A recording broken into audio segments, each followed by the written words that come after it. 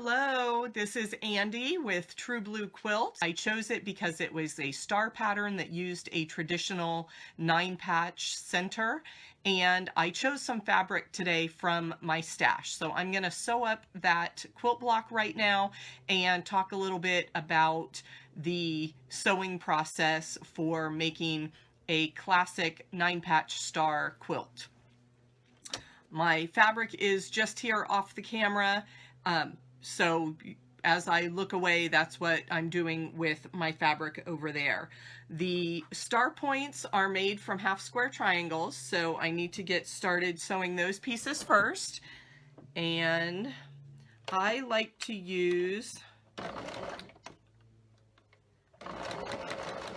the easy angle ruler to do my half square triangles. There are tons of ways to make half square triangles, so try some different methods, see what works best for you. I love the easy angle ruler.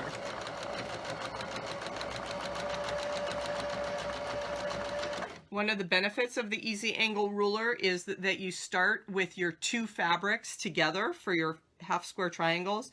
So as soon as you cut the size you need, you're ready to sew. And there's not a lot of extra trimming involved.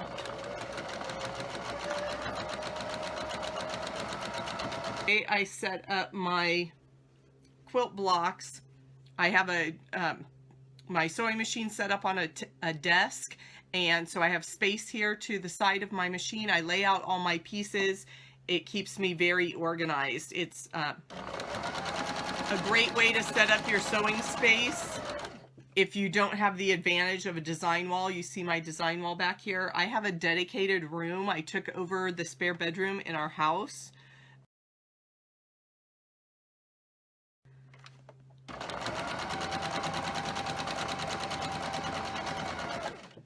So there are 4 star points, which means I need 8 half square triangle units. Or I'm sorry. The star points are on the 4 corners of my block.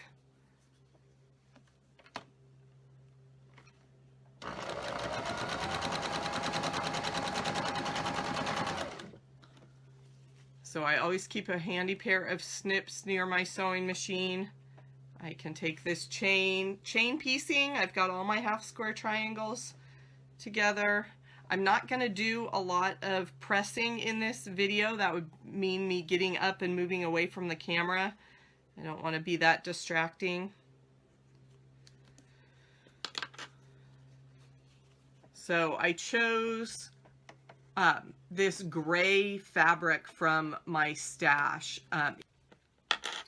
So I just finger press as I'm piecing. Obviously I go to the ironing board and do a full press when I get done with quilt blocks. But for just a single block, I'm gonna get away with finger pressing. So I've pressed my seams to the dark side of my triangle, and then I'm gonna take this little dog ear and just trim that off right now so I don't have to worry about that bulk in my project later.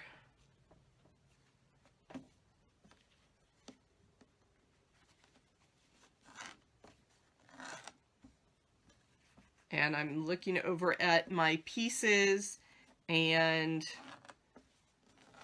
I think the best way to attack this block will be in rows. So I'm going to sew some rows of 2.5-inch square units together and then come up with my overall block. So I'm setting these half square triangles back in place in their layout, in the block layout.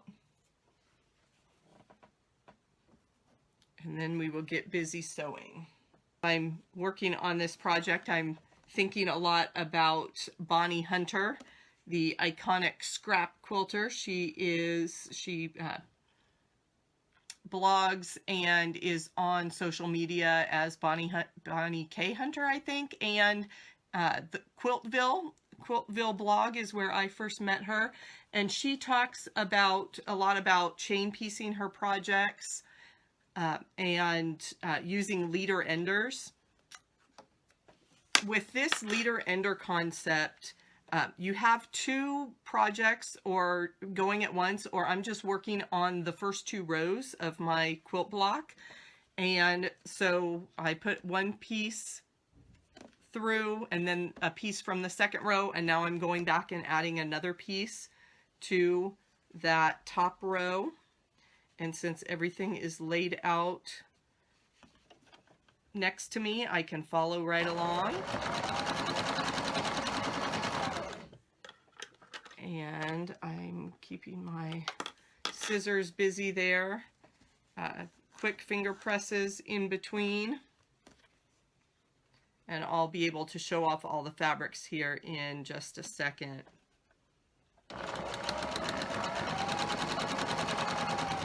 Show you my plan for keeping my rows organized.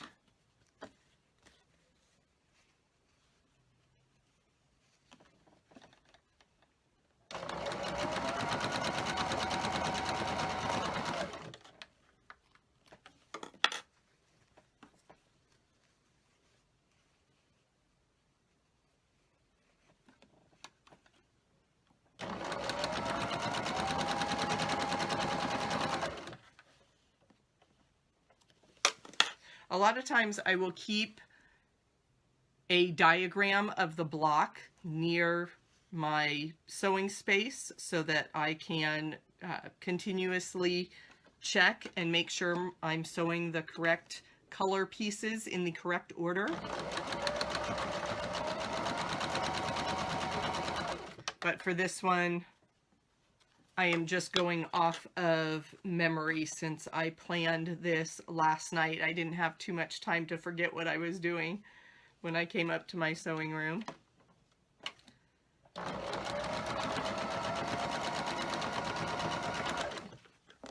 Okay, I've got my first two rows done, so I'm going to grab the pieces from my second row and sew those together. Here is my little leader ender scrap. I just grabbed two tiny bits of fabric and I run this through the machine at the end of a row or a block, or anytime I need to work with all the fabric that I had underneath. I'm just setting that aside right now since I'm alternating the pieces. Okay, so here's the first row of my 9-patch star, 5 squares wide. And I want my seams to nest. So I'm going to pick a just arbitrarily, I'm going to press all the top row to the right and then all the left row to the left, or the second row to the left, and then my blocks will nest together when I sew them.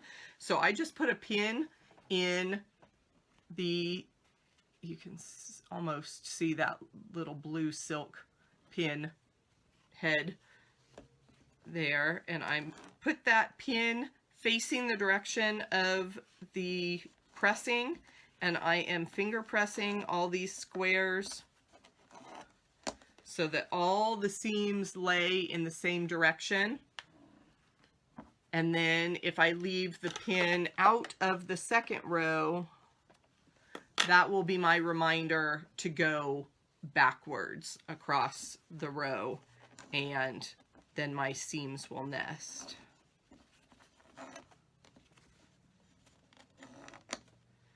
And here is the second row, so you can see all my colors there with the pink and then the pops of yellow and green on a gray background. So I am just going to keep sewing here and get this block together.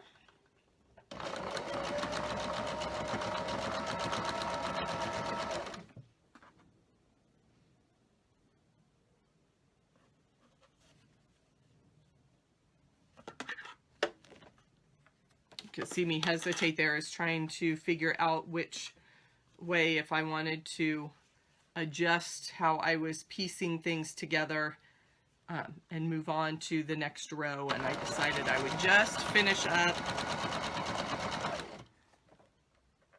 with these 2 rows so that I don't confuse myself.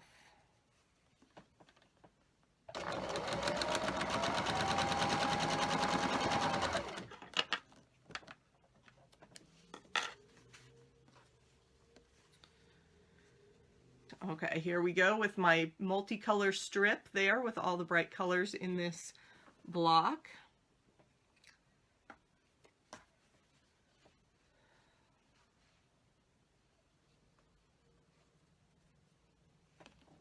My pressing trick again, I'm taking a pin, putting it in row 3. Rows 1, 3, and 5 are getting pins, so I remember to press those towards the right. Rows 2 and 4, I am not putting a pin in, and that's my sign to myself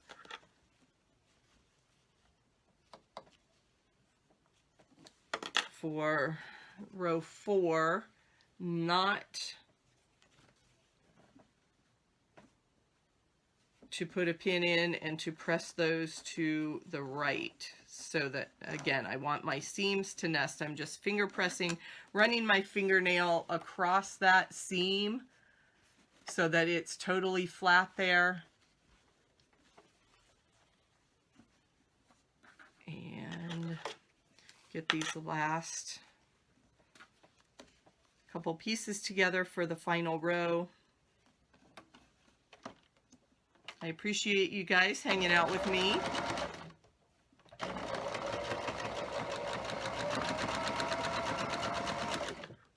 As we sew this together.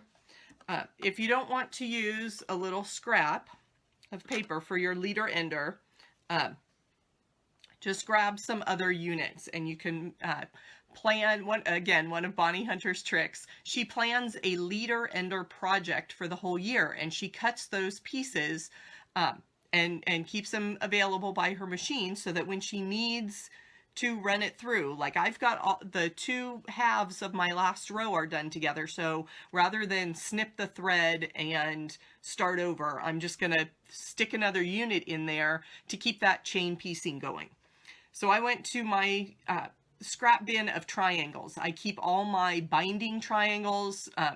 Anytime I come to the end of a strip of fabric that's going to be left over, I may cut some half square triangle pairs, as I mentioned, with the easy angle ruler. And that way I've always got half square triangles to sew together. So I've actually been working on hourglass blocks. So I'm going to sew along the straight edge, one of the legs of my triangle. And that unit's just going to sit there while I sew the rest of this row together.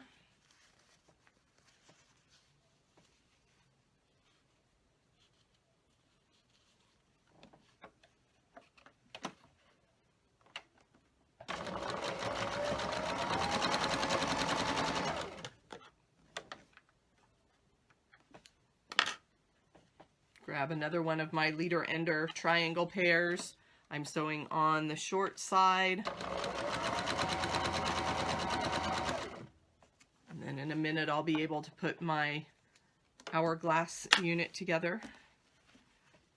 Okay, row 5 gets a pin to keep my pressing plan straight.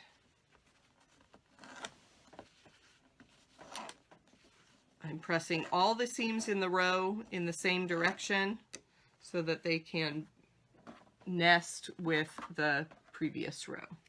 Okay, so I've got all my rows together, and let's see, I'm going to pin all these intersections together so that they are nested.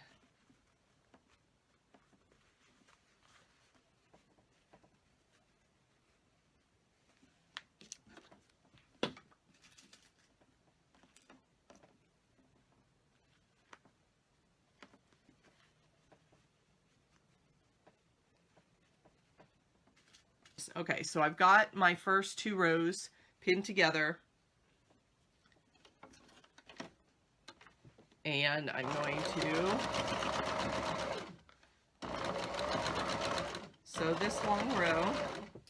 And you'll see me flipping this fabric up and down a little bit. That's to make sure that the fabric stays flat as it goes through my presser feet. So when the row gets up on top of that bed of my sewing machine and is approaching the presser foot, I'm going to make sure all my seams stay nice and flat along the bed of the machine. Grab my next two rows and I'm going to do the same thing. Pin those intersections.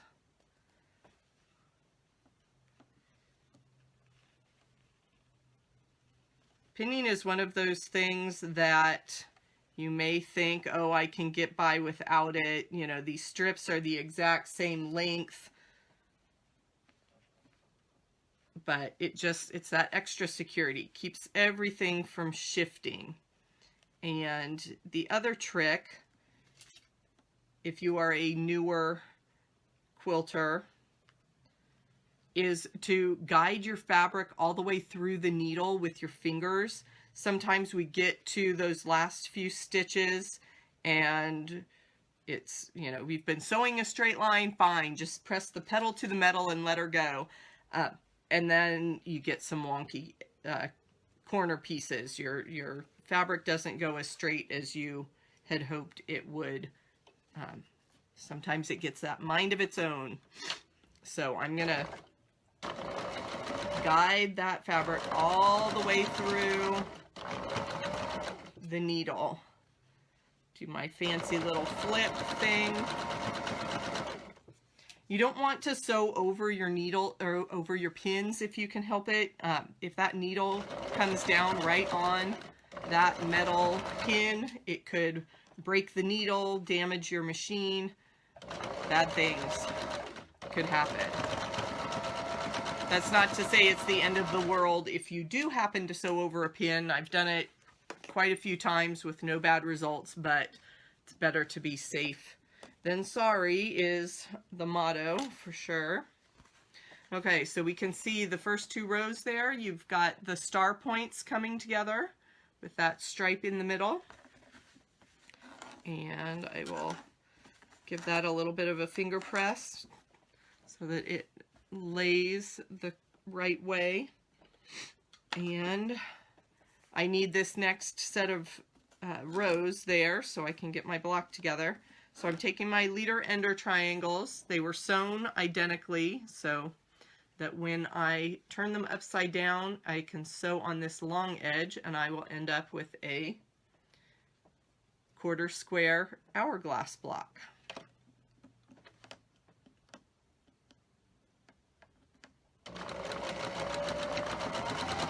That one I didn't pin. I'm cheating on that. I just told you about how pinning was important to keep everything from shifting, but with those little scrap blocks, I'm not going to worry about that. And here's the middle of my star block coming together. Okay, so I was using the half square triangles.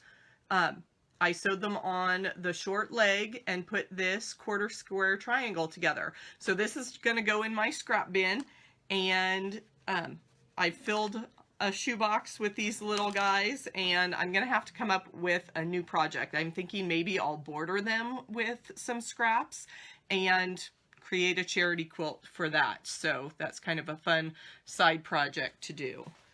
And I have one more row to put into this 9-patch star. It was called the 4X star in the EQ library. And it looks fabulous. I can't wait to show and tell, the best part of a quilt meeting. Okay, we're almost ready for the big reveal. One last stitch through my leader ender scrap.